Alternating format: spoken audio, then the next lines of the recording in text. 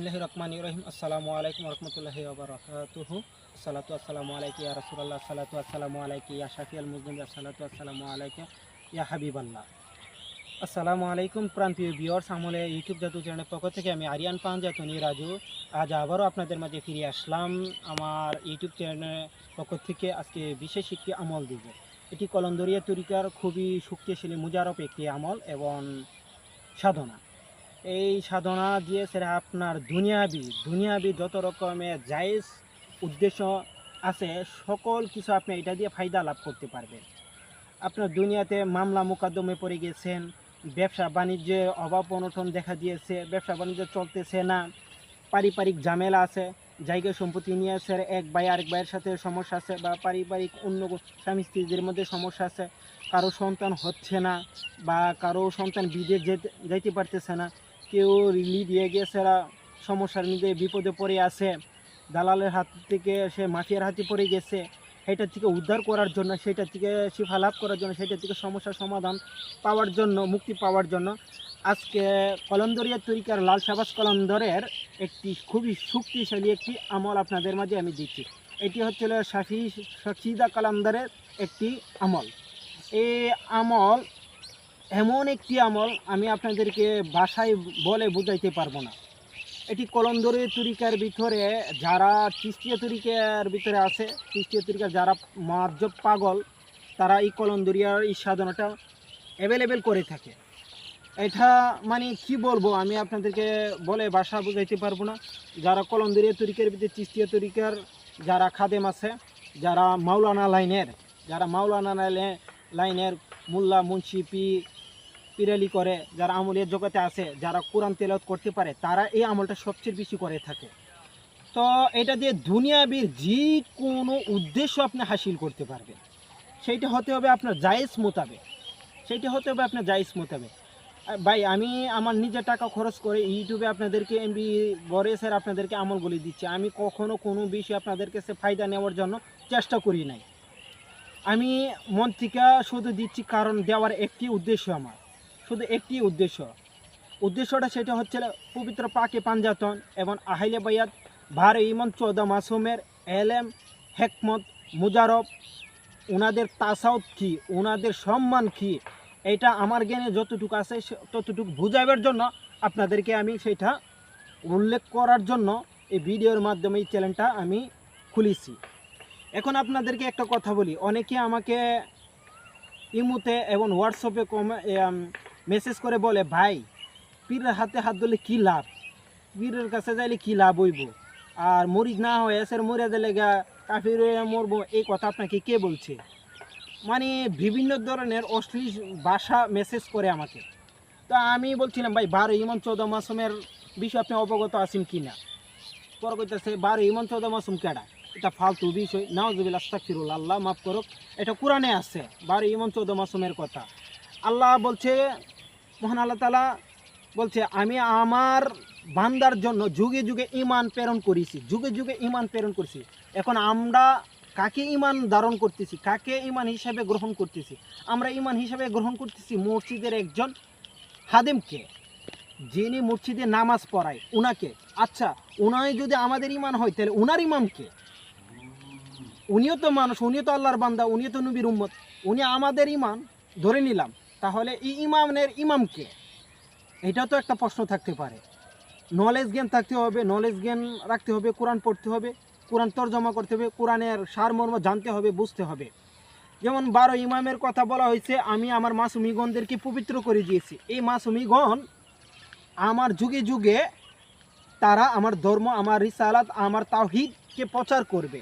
এবং তাওহীদ যেন প্রচার করবে, যে ব্যক্তি, যে বান্দা আমার যুগের ঈমানের সাথে পরিচিত হলো না, সে যেন কাফিরিভাবে মরণ করলো। অর্থাৎ পরিচিত হলো না মানে এখানে বোঝানো হইতেছে যে আমার বান্দা আমার যুগের ইমামের সাথে সংযোগ করলো না, তার কোনো সম্পর্ক হলো না, তার মৃত্যুবরণ হবে কাফিরি মৃত্যুবরণ, অর্থাৎ তার জাহান্নামে জায়গা হবে। এখন সেটাকে বায়াত বলা হচ্ছে। এই বায়াত আপনি ভালো কামেল বুজুর্গ একজন পীর মাশাইখের কাছে আপনাকে হতে হবে। পীর তো অনেকে আছে ভাই, পীর অনেক বেশভূষ ধরে জাদু দেখাইতেছে, কারামত দেখাইতেছে, কারামত দেখলে মনে করছে সে কামিয়াবি হইতেছে। আসলে না ভাই, কারামত আপনি আমার কাছ থেকে নিতে পারবেন। বিভিন্ন সাধনা করলেন, শিখলেন, জিনের মাধ্যমে বিভিন্ন কারামত করতে পারবেন, শয়তানি শক্তির মাধ্যমে করতে পারবেন, কালী মন্ত্রের মাধ্যমে করতে পারবেন, কুফরি মন্ত্রের মাধ্যমে করতে। তাই বললে আমি পীর হয়ে গেলাম না, আমি অলি হয়ে গেলাম না। মরা মানুষও যেটা করতে পারবেন 3 দিনের জন্য, এরকম বিদ্যা আছে। তাই বললে আপনি আল্লাহর অলি না। এখন আপনাকে ইমাম জাফর সাদিক আলাইহিস সালামে বলেছে, যে ব্যক্তি বায়াত গ্রহণ না করে মৃত্যুবরণ করলো সে যেন জাহান্নামে গেল। যে ব্যক্তি আল্লাহ রাসূলের হাতের হাত লাগলো না, অর্থাৎ আল্লাহ রাসূলের হাত একজন ওলিদের হাতে হাত রাখা হলো না, সে যেন কাফিরে মৃত্যুবরণ করলো। তো কাজী ইমাম জাফর সাদিক আলাইহিস সালাম এমন ইমাম বাকি আলাইহিস সালামও একই সুরে কথা বলেছে। তো ইমামদের বিষয়ে আগে জানতে হবে। যাক, ভিডিওটা বেশি বড় হয়ে যাচ্ছে, কথা আর বাড়াবো না।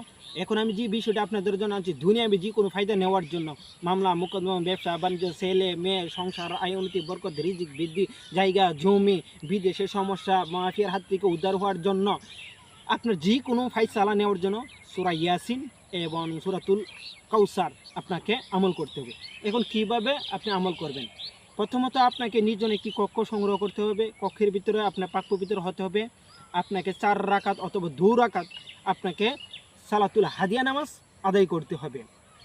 পারলে 4 রাকাত করবেন, না পারলে আপনি 2 রাকাত করে নিলেন, ঠিক আছে? যারা আমলিয়াতের জগতে আছেন তারা 4 রাকাত করেই উত্তম, আর যারা আম আছে তারা আপনি 2 রাকাত করে নিলেন। করার পর আপনি 3 বার তওবা পড়লেন, 7 বার দুরূদ শরীফ পড়লেন। তারপর আপনি সূরা ইয়াসিন পাঠ করবেন। সূরা ইয়াসিন পাঠ করবেন। প্রথম পাঠ করতে করতে আপনি প্রথম মুমিনে যখন আসবেন 10 বার সূরা কাউসার পাঠ করবেন, সূরাতুল কাউসার পাঠ করবেন এবং উদ্দেশ্যটা আপনি মনে মনে বলবেন। তারপর আবার দ্বিতীয় মুমিনে দিকে শুরু পরের লাইনে আসবেন, দ্বিতীয় মুমিনে আসবেন, আবার 10 বার সূরা কাউসার পাঠ করবেন। তারপর আবার দ্বিতীয় মুমিনে আসবেন, আপনি সূরা কাউসার, তৃতীয় মুমিনে আসবেন, সূরা কাউসার 10 বার পাঠ করবেন। চতুর্থ মুমিনে আসবেন, সূরা কাউসার 10 বার পাঠ করবেন। পঞ্চম মুমিনে আসবেন, সূরা কাউসার 10 বার পাঠ করবেন। ষষ্ঠ মুমিন সহ সপ্তম মুমিন, এইভাবে সূরা কাউসার আপনাকে 10 বার করে পাঠ করতে হবে। অর্থাৎ একবার সূরা ইয়াসিন পাঠ করলেন, 70 বার আপনাকে সূরা কাউসার পাঠ করতে হবে। এখন এইটা হলো এক নিয়ম। আরেকটি নিয়ম, আম পাবলিক, যারা আম পাবলিক এত বেশি পড়তে পারবে না, এত বেশি সময় দিতে পারবে না, তাদের কাছে এরকম সিস্টেমও তারা ধৈর্য ধারণ করে না, তাদের জন্য সূরা ইয়াসিন একবার পাঠ করবেন এবং সূরা কাউসার 10 বার পাঠ করবেন। সূরা ইয়াসিন একবার পাঠ করবেন, সূরা কাউসার 10 বার পড়বেন। এটার কাজ ধীরে ধীরে হবে, যেটিকে বলা হয় হোমিওপ্যাথি। আর আমি প্রথম যে নিয়মে বলছি ওই নিয়মে যদি করেন আপনাকে অতি দ্রুত কাজ হবে। তবে ওই নিয়মে একবার করার পর আবার সূরা ইয়াসিন পাঠ করবেন। এইভাবে 7 বার সূরা ইয়াসিন পাঠ করতে হবে। এইভাবে প্রতি একবার সূরা ইয়াসিন পাঠ করলেন 70 বার আপনাকে সূরা কাউসার পাঠ করতে হবে। এইভাবে 7 বার পাঠ করতে হবে একদিনে। এভাবে প্রতিদিন আপনাকে পাঠ করবেন, 11 দিন পাঠ করবেন। 11 দিন সূরা ইয়াসিন পাঠ করবেন। আর আমলুক যারা, তাদের জন্য 7 দিন। আমলুকের জন্য আমি এটা খাসভাবে এজাজত দিয়ে দিলাম। আর যারা আমলিয়াত জগতে আছেন তারা এটা এইভাবে করে নেবেন এবং আমার কাছ থেকে এজাজত অনুমতি নিয়ে নেবেন। ভিডিও কমেন্ট বক্সে আপনার নাম, আপনার বাবার নাম, আপনার মায়ের নাম, ঠিকানা, বয়স লিখে দিবেন এবং আমার কাছে এজাজত নেবেন। এবং ভিডিও কমেন্ট বক্সে লা ইলাহা ইল্লাল্লাহ মুহাম্মাদুর রাসূলুল্লাহ অথবা আল্লাহ কয়েকবার অথবা ইয়া মাওলা আলী মুশকিল কুশা 4 বার শব্দটি লিখে দিবেন। এটা আপনাদের জন্য এজাজত হয়ে যাবে। এটা আপনারা করে দেখেন আমি কি দিয়েছি। এটা দিয়ে স্যার আমার এলাকারই ভৈরবেরই আমি 2 জন ব্যক্তিকে মাফিয়ার হাত থেকে এটার মাধ্যমে আল্লাহ মুক্তি লাভ করছে। এবং আমার নিজের বংশের ভিতরে একজন আছে, সেটা আমার নিজের বংশের ভিতরে আছে না, সরি, আমার নিজের বংশের ভিতরেই আমার মায়াতি বংশের ভিতরে আছে একজন, আমার পিতৃ বংশের ভিতরে আছে একজন। আমি তাদেরকে কাজ করছি। তো আমি রেজাল্ট পাওয়ার পরে আপনাদেরকে দিয়েছি। তো আপনারা বিশ্বাসীহীন থাকলে এটা করতে পারেন। আর আমার চ্যানেলটি যারা সাবস্ক্রাইব করেন না, দয়া করে চ্যানেলটি সাবস্ক্রাইব করবেন, লাইক করবেন, কমেন্ট করবেন, শেয়ার করবেন এবং শেয়ার করে চ্যানেলটি ছড়িয়ে দিবেন, যাতে আহলে বাইতের আমল উজিফাগুলো আপনাদের মাঝে দিতে পারি। 12 ইমাম 14 মাসুম এবং লাল শাহবাজ কলমধরের আমলগুলো আপনাদের মধ্যে প্রকাশ করতে পারি। সামনে আমি খিজির আলাইহিস সালামের কি আমল নিয়ে আসবো, ভিডিওটি দেখার জন্য আপনারা অপেক্ষা করুন এবং ভিডিওটির ভিতরে অনেক মুজারব আমল শক্তি দেওয়া থাকবে। আসসালামু আলাইকুম।